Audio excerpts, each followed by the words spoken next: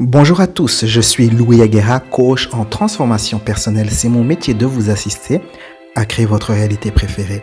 Dans cette vidéo, j'explique la relation entre niveau de conscience et le type de difficulté que l'on pourrait rencontrer dans sa vie et comment vous pouvez modifier votre niveau de conscience pour avoir un parcours plus doux. Nous revoilà une nouvelle fois sous le soleil de plomb de l'île de Santorin en Grèce.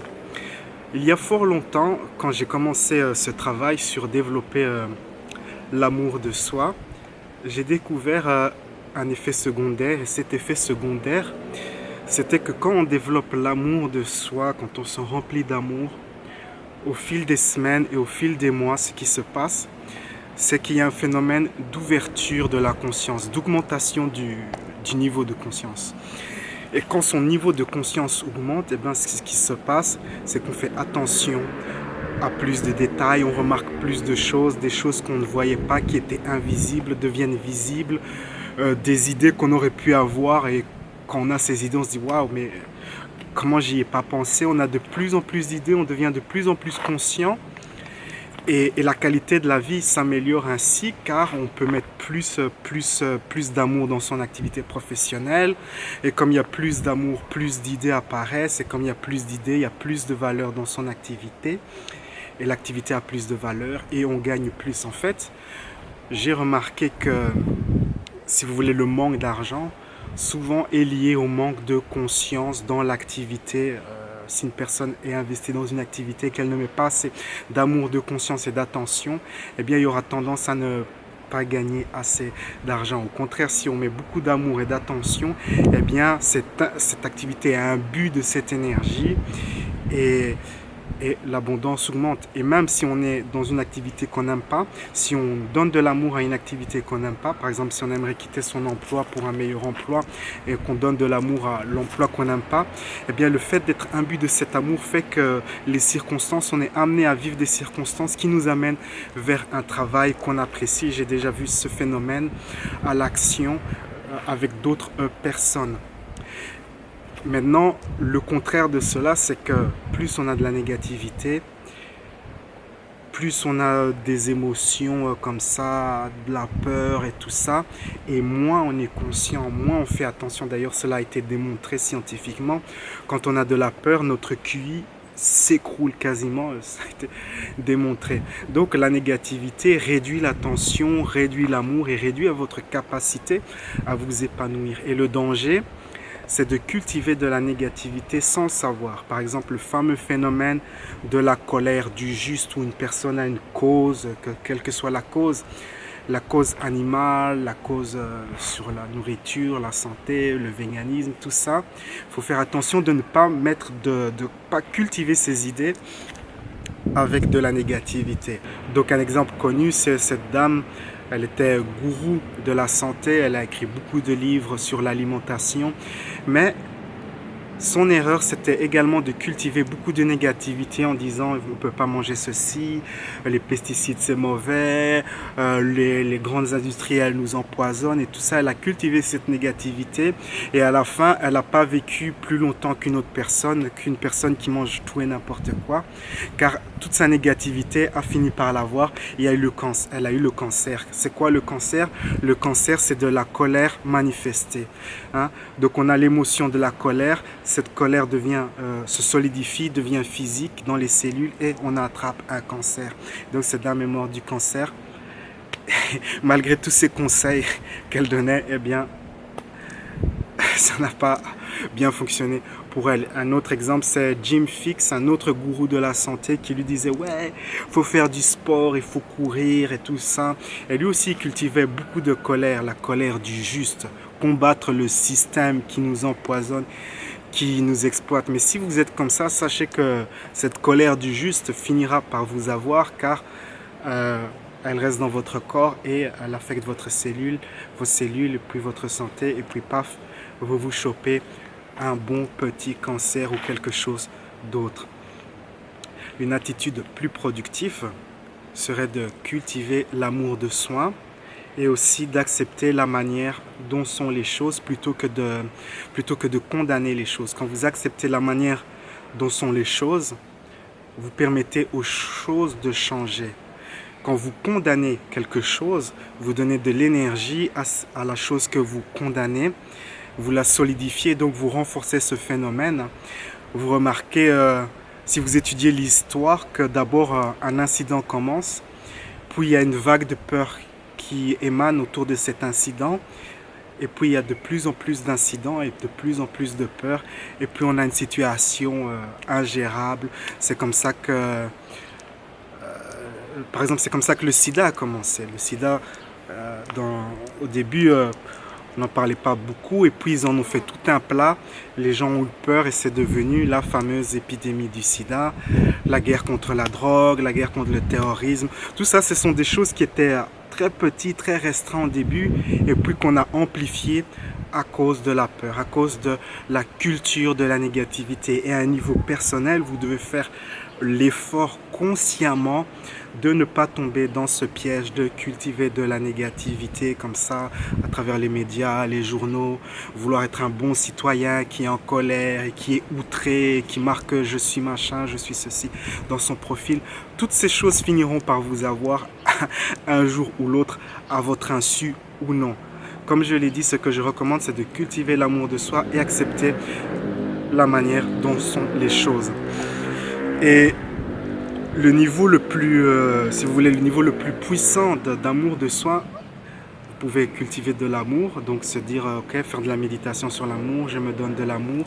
Mais le mieux, le plus puissant, c'est de se pardonner. Se pardonner, car quand on se pardonne, on dit oui, j'ai de la valeur. Vous acceptez votre être tel qu'il est. Et donc il n'est plus nécessaire de se donner de l'amour car vous reconnaissez l'amour qui est en vous. C'est une approche plus évoluée si vous voulez. Acceptez qui vous êtes comme vous êtes. Acceptez que ce que vous avez vécu sont vos leçons de vie et qu'il y avait quelque chose à apprendre de ces expériences. Pardonnez-vous pour vos erreurs, pardonnez les gens que vous estimez qui vous ont fait du mal, pardonnez aux autres. Quand vous pardonnez les autres, vous vous pardonnez et vous vous permettez de vous accepter comme vous êtes. Et c'est une manière plus élevée, plus consciente de se donner de l'amour. Donc les deux techniques sont valides. Méditer sur se donner de l'amour et se pardonner. Se pardonner, je recommande de faire les deux en fait. Et vous verrez que vous avancerez très vite à développer l'amour de soi. Et vous remarquerez que si vous faites ce travail sérieusement, vous serez plus conscient, vous remarquerez plus de détails et votre vie sera plus riche. Des choses que vous ne remarquerez pas deviennent apparentes et vous pourrez améliorer plein de choses dans votre vie qui sont totalement invisibles. Quand on dit qu'une personne est bête, c'est pas qu'elle est bête en fait, c'est qu'elle a une certaine arrogance et qu'elle exclut certains détails au profit d'autres détails. Elle est entêtée dans une direction. Être bête, ce n'est pas une déficience de... Oui, il y a probablement des personnes qui ont une déficience mentale, mais dans beaucoup de cas, c'est simplement une personne qui ne veut pas donner de la conscience, mettre de la conscience dans les détails, investir de l'énergie, de l'amour dans les choses pour vraiment faire attention. C'est vraiment quelqu'un qui se dit... qui est entêté si vous voulez. L'entêtement, c'est une forme d'arrogance, de fermeture d'esprit. Et donc voilà, lâchez prise si vous avez un peu de cette énergie, si vous avez des poches d'orgueil, des poches d'arrogance, lâchez prise sur ces énergies. Certaines personnes fonctionnent, donc on peut fonctionner, donc vous savez, on a plusieurs centres d'énergie qu'on appelle parfois les chakras, et on peut avoir sa conscience liée à un chakra. Donc si notre conscience est liée au chakra racine, on vit en mode survie et on voit le monde à travers le filtre de la survie. Et donc, notre question de base quand on est ainsi, c'est qu'est-ce que je peux obtenir du monde, de quoi dois-je me protéger, et ainsi de suite. Et on exclut des détails, on n'est pas tout à fait conscient. Et quand on est ainsi, on attire plein de problèmes du fait qu'on ne voit pas le monde tel qu'il est vraiment. Il y a plein de détails qui nous échappent. J'ai récemment dû interagir avec une telle personne qui fonctionnait en mode de survie. Et donc, quand vous parlez à cette personne, vous lui dites, je vais vous donner un exemple. Vous dites à ce genre de personne, ok, est-ce que tu peux venir m'aider à déménager à 3 heures de l'après-midi, samedi, et puis on ira manger. Je t'invite au restaurant pour te remercier. Et donc cette personne, comme elle fonctionne en mode survie, qu'est-ce que je peux obtenir du monde, qu'est-ce que je dois me éviter, elle entend que vous allez déménager, mais elle n'entend pas que vous demandez de l'aide.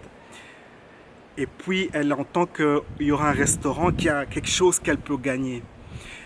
Et puis, le samedi arrive et la personne n'est pas là, ne vient pas. Et puis, vous appelez la personne et vous lui dites mais tu avais promis de m'aider. Elle te dit non, moi, j'ai pas compris les choses comme ça. J'ai compris que tu allais déménager, qu'après, on allait au restaurant. Et donc, il y a un malentendu. Et puis cette personne ne comprend pas que vous êtes outré, déçu et que vous ne voulez plus parler à cette personne ou que vous êtes un peu en froid. Eh bien les personnes qui sont comme ça, qui fonctionnent en mode de survie, sont ainsi, elles attirent des tas de problèmes mais elles ne sont pas du tout conscientes. C'est totalement invisible. Vous ne pouvez pas aller chez cette personne et dire « Ok, tu m'as promis que samedi tu allais m'aider. » Cette information, samedi, tu vas m'aider à déménager, ça n'a tout simplement pas été enregistré dans l'esprit de cette personne. Elle a compris, elle a exclu certains détails au profit d'autres. Et donc, ces personnes comme ça qui sont inconscientes, et je sais qu'il y a des personnes qui ont ce problème-là et qui suivent ces vidéos, des personnes qui ont plein de problèmes, qui sont au bord du précipice. Et souvent ces personnes, et si vous êtes l'une de ces personnes, c'est probablement parce que vous n'êtes pas consciente et vous ne voyez pas votre inconscience. Elle est totalement invisible. Pour vous, vous vivez dans un monde où les gens vous veulent du mal, où les gens ne sont pas dignes de confiance, où vous avez de la malchance. Vous ne vous rendez pas compte que ces problèmes sont causés dus à votre manque de conscience. Et donc la solution à cela, c'est de se donner de l'amour, de faire ce que j'ai expliqué précédemment, amour, pardon de soi. Mais je prêche un peu dans une église vide car je sais que ces personnes n'arrivent pas à voir cela. Et donc si vous êtes ami avec l'une de ces personnes, si vous pouvez reconnaître ces schémas chez l'une de ces personnes, éventuellement vous pouvez tenter de réveiller cette personne en vraiment en donnant de l'amour dur, en mettant les points sur les i et vraiment expliquer à cette personne son mode de fonctionnement, comment le fait qu'elle est inconsciente cause tous des problèmes ainsi. Et peut-être que cette personne aura peut-être une prise de conscience et peut-être que cette personne va changer, va évoluer. Pour explorer par vous-même ce sujet de faire l'expérience d'augmenter votre niveau de conscience, je te recommande l'une de mes vidéos qui s'appelle « Augmenter votre taux de vibratoire ». Et faites les exercices et voyez comment cela peut vous aider, comment cela ouvre votre conscience et utilisez ce savoir pour aider d'autres personnes qui auraient besoin éventuellement d'augmenter leur niveau de conscience. Et donc voilà. C'est mon message pour aujourd'hui. Je suis un peu comme ça fatigué aujourd'hui parce qu'il y a vraiment beaucoup de soleil. C'est vraiment très lourd. C'est l'après-midi, il est genre 3 heures. Et c'est un soleil de plomb. Après cette vidéo, je vais un peu me reposer. Et donc voilà, la vie est un voyage. Appréciez la balade. Ciao, ciao. On se retrouve dans une prochaine vidéo.